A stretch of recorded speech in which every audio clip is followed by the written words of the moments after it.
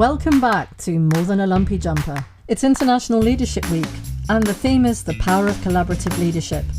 So that's what we're going to talk about without wanting to be too predictable. Bobby and I have our basket of gifts ready for you to open, so come and join us in Superpowering Collaboration. It's Leadership Week, Bobby. It is indeed. Happy Leadership Week indeed. I don't really have teams, but I'm sort of thinking about leadership a lot, but not necessarily engaging so much in a lot of leadership, other than thought leadership. Maybe I'll put it that way. I'm enjoying the theme, the power of collaborative leadership, because I don't know about you, but I think now working as an independent, there's a different sense to it about collaborative leadership, because suddenly you're not leading, as you're saying, like in the normal way of a team, but there's all sorts of other things that our leadership is coming to bear by collaborating on a much wider platform. Yeah, I think that also there's a great, in a way, sometimes when you're inside, you struggle to see big pictures, or you struggle to see beyond all of the firefighting and all the stuff that you're having to deal with inside. Actually, now, do you remember when we were in Santos and everyone used to talk about helicopter views as a leader? I think that I get much more of a sense of that helicopter view of seeing some of the bigger pictures, some of the recurring themes. And I'm loving the ability to be able to collaborate, connect first, really, connect and collaborate and communicate with so many other people in the leadership space, people who are leading the way, people who are on the coal face, people who are creating new ways of working. So I'm finding that really, I'm really enjoying that. I completely agree. I find myself all of the time when we research for the podcast that we're doing and the gifts that we want to offer into the space for people, I spend some of my time in my little procrastination phase of, oh God, why didn't I do this when I was working full time? Why didn't I read so widely? Why didn't I talk to as many people as I talk to now? And of course, go figure. And yet there are those leaders out there who make the space, or more space than I did for doing this. And that's why they're very successful. So I think there's that sort of like plug for it as well, that I'm so delighted that I get chance to read more, talk more, connect more, rather than just head down and working, which sometimes actually has you not collaborate as much as you should do whilst you're actually in that inside role. Yeah, and I do think that there's an organisational thing here. One of my big bugbears is that organisations, when they appoint leaders, don't actually give them time to be leaders. Often they are given so many managerial tasks that actually that takes up all their time, and they're supposed to somehow magically do the leadership stuff without actually dedicating resources to it.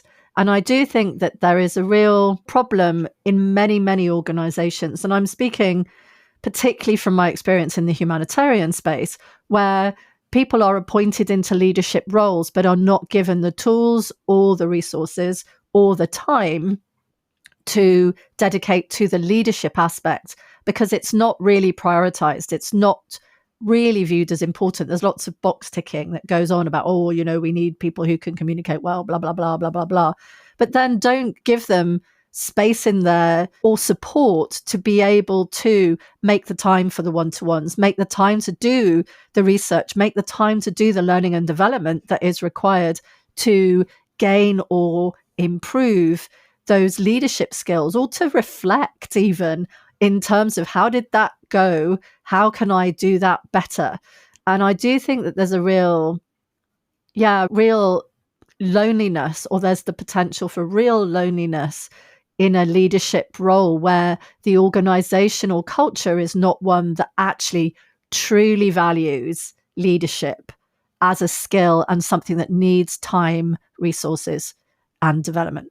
Absolutely. It strikes me two things. I'm working with an organization at the moment who have, or who give all of their staff, and it's a small organisation, but I don't think a size matters For now. in this situation.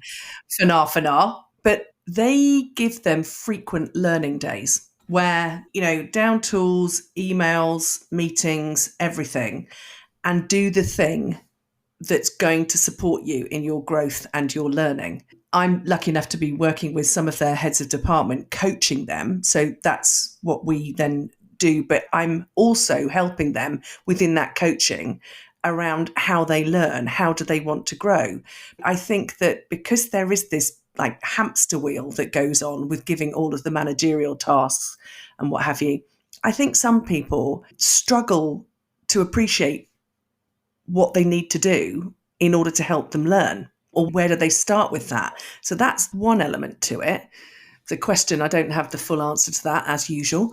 But then the other thing, that this loneliness of leadership, it strikes me with so many organizations that I've worked in and with, that leaders often think that they need to be working with other people on a one-to-one basis all the time. So they'll go and have a conversation about something with one person, and then they'll go and have a conversation with somebody else, when in fact it would have been much better to be in the conversation with both of them at the same time. Yeah. Hence the power of collaborative leadership. But I think all of those things that drive us to put our head down and be in that one space doesn't necessarily allow for the power of collaborative leadership and quite what you can learn whilst you're doing that. Yeah, I know that we're going to be doing a whole episode on silos and how to break down silos later on in season 3.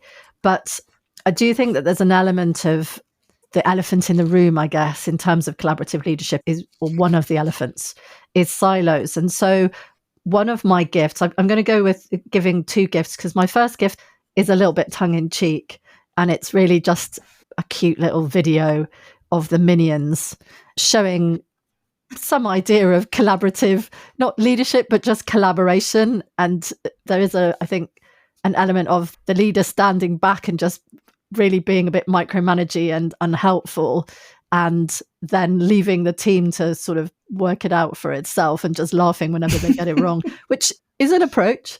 Yeah. So my first gift is going to be a little bit of humor. It's a Minions video, so just enjoy. But my second one is slightly more serious, and it's an article, and not by HBR, unusually, but by betterup.com. And it talks about breaking down silos. You will read it for yourselves, but there are 5, I guess, little tips in that. There's quite a lot of discussion in the article about what silos are, why they occur, why sometimes they're necessary, but then also how to break them down.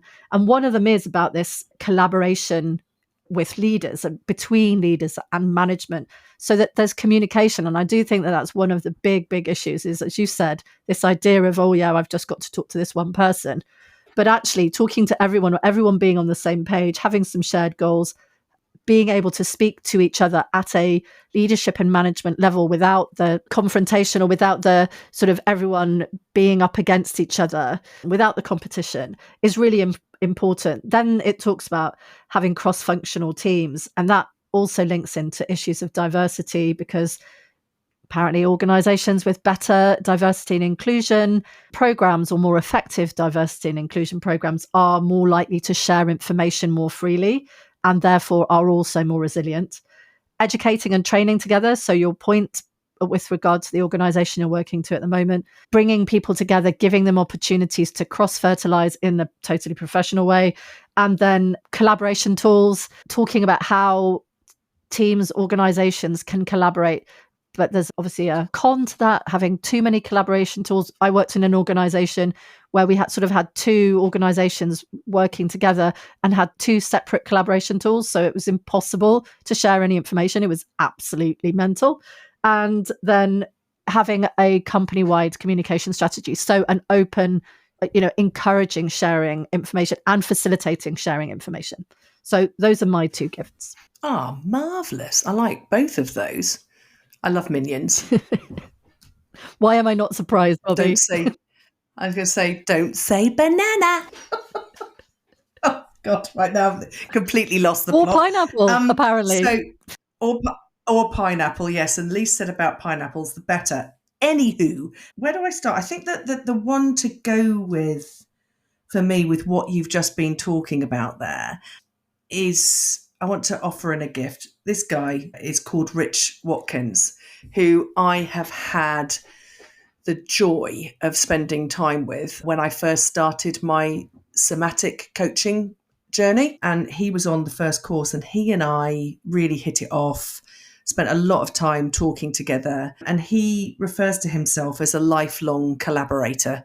And I really see that in every ounce of him. You know, he really is exactly that person. So there's a big up for you today, Rich Watkins. And he has done a TEDx talk called 5 Vital Conversations for Getting Things Done in Groups. It's brilliant. And he has gone on to actually create that almost into an accredited way of working with groups in organizations. So he's definitely worth a look at.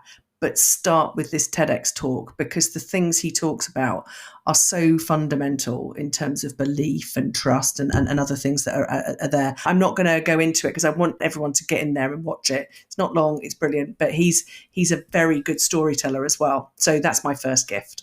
And then the second thing, as I started digging into the power of collaboration, I kept coming back to the word creativity again. So I've gone down the creativity route. Again, I'm afraid. Actually, I'm not afraid. That was almost me saying sorry, which is something to do with another one of our don't say episodes. sorry, Bobby. Don't say sorry, because I'm not. So it's another TEDx talk, but it's about how to manage for collective creativity. And this I think absolutely points to that power of collaboration and power of collaborative leadership. And a little bit in line, I'm probably going to mix stuff up now, because I don't know whether Minions was done by Pixar. Probably wasn't. But in this TEDx talk by Linda Hill, she does talk about Pixar and quite how messy it gets in the creative space, because they'll have over 250 people working on a film for 4 to 5 years to bring that to life.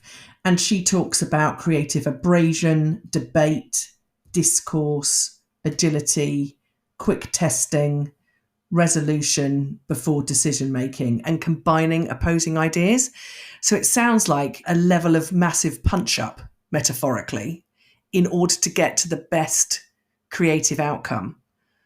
And I think a lot of the time, and I know that we're going to do a whole big episode as well about building dynamic teams, but you don't want yes people. You want people with opposing ideas to really get to beautiful outcomes. And I think that this TEDx talks points to that and shows about the power of collaboration.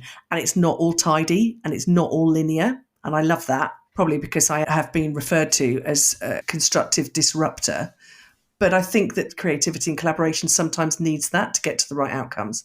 So that was one. But also along the same lines, Keith Sawyer, Group Genius, The Creative Power of Collaboration. Now, this guy is a jazz pianist, a former video game designer, and now a university professor for education and psychology. I mean, blimey, I thought you and I had done a lot of different jobs, but that seems to take the biscuit as well. And I loved this, because this also points back to my when leaders are doing things alone. Because are they, if they really think about it? Because he says that even as a writer, when he's alone in his attic, he is collaborating with all the other writers who have ever written a book that he's read. Because when you think about the research that we've been doing, there's the power of collaboration. If I think about it in the widest sense, you know, you've read an article, you've looked at a Minions video, I've mentioned Rich Watkins, all of those aspects we are collaborating with. And now here we are recording this and offering them up to other people who will be collaborating with us as and when they listen to the recording. Yeah, I love that. The Pixar reference really resonates with me, because I'm studying how leadership interacts with innovation and creativity at the moment. And Pixar are always held up in terms of this sort of one of the gold standards in terms of how they manage their creativity. And as you say, collaboration is fundamental to that, but also this idea that creativity is not linear, and this whole idea of innovating is also really messy. And can't be any other way. And so people who step away from art struggle with this messiness. We're always told you need to get comfortable with being uncomfortable, and obviously not in a way that where we've talked about toxicity in the past, but in terms of just being on that edge, and we've talked about that too. So yeah, I love the reference to Pixar. I also do think that one of the fundamentals of collaboration, whether it's as leaders or whether it's within a group or whether it's on an organizational scale, has got to be communication. I absolutely agree that curiosity is also one of the key components. But communication, I've always really, really struggled with these silos where people keep information as power. And everyone is so competitive that everyone's worried that, there's elements of trust here as well. But when I've then reached out to other organizations or so across organizations when we've been coordinating humanitarian efforts, and I've actually really tried to say, look, I want to share this information. I want us to see who can do. We've all got this massive, important, life-saving goal. Ultimately, I don't care who does this work. If you're better placed to do it, then I am more than happy for you to get on and do it as long as it gets done. Really, people have reacted very strangely to this sort of wish for openness and for sort of proper interdepartmental or cross-functional communication. But I'm a great advocate for it. I just don't see the downside to it. I think that any of the cons are outweighed totally by the pros. So I now have a new girl crush, just to let you know. Sorry, Bobby. Her name is Cheryl. Her name is Cheryl Cran. And so she's my third gift. The actual gift that I'm going to share is a short video of her, but she's got lots of other work. And she, again, on the topic of silos, and so she may reappear in another episode, talks about 4 levels of how you can break down this sort of silo mentality, this lack of collaboration. And it says that, a lot of time people are at level 1, which is this personal. You take everything I'm responsible. Just as you're saying, Bobby, this mindset that it's all down to you. This thing where we go, why is it always me? Why am I having to hold all of this? You're often overwhelmed. You're all down in the weeds as a leader, and you need to move up to level 2, which is also not particularly positive, but it's where you then blame other people. So you don't take on all of the, it's all about me. It's like, that other department didn't do that job, or this didn't happen. It's the government's fault. It's my parents' fault, whoever's fault it is. And you then need to keep growing to level 3, which he says is kind of a pretty advanced stage. And many people are at it, is what can I learn from this situation? So it's questions, learning and awareness. Let me think about when this happened the last time. What did we do? What worked? What didn't work? And then level 4, which is the empowered place, is how can I share what I've learned? So we're talking about the we, not me, much more collaborative. And that's when you are at that stage where the silos really, while the hierarchies may still exist, you're still working across rather than just up. And she talks about how she regularly, you can go back up and down. And in some situations, you might suddenly find yourself back at level 1 because nothing is simple. It's always messy. So yeah, I'm a fan of Cheryl Cran, and I shall be talking about her more in some episodes to come. Excellent. Love the sound of that. I shall be looking at that. I love the fact that we share stuff that we can then go and look at for each other as well. So thanks for doing the work. Well, we're collaborating, Bobby, aren't we? We are. Not just for Leadership Week, but it is powerful. I just don't understand how organizations function when they don't really, really leverage this power, or when they allow these little egotistical, power-hungry silos of information and resources and capacity and geniusness, if that's a word, to grow and stagnate. I just don't understand why anyone would think that's a good thing. No, I completely agree. And I'm glad that we are collaborating and that we are drawing so many others to collaborate with us. Yay. So happy International Leadership Week. Yeah, thanks, Bobby. Thanks, Bridge. Bye. Thanks for listening. All of the gifts are on our website and on our Spotify podcast page. Next week, we're talking about a habit that isn't always helpful: apologising for everything. So come and join us in Stop Saying sorry. See you then.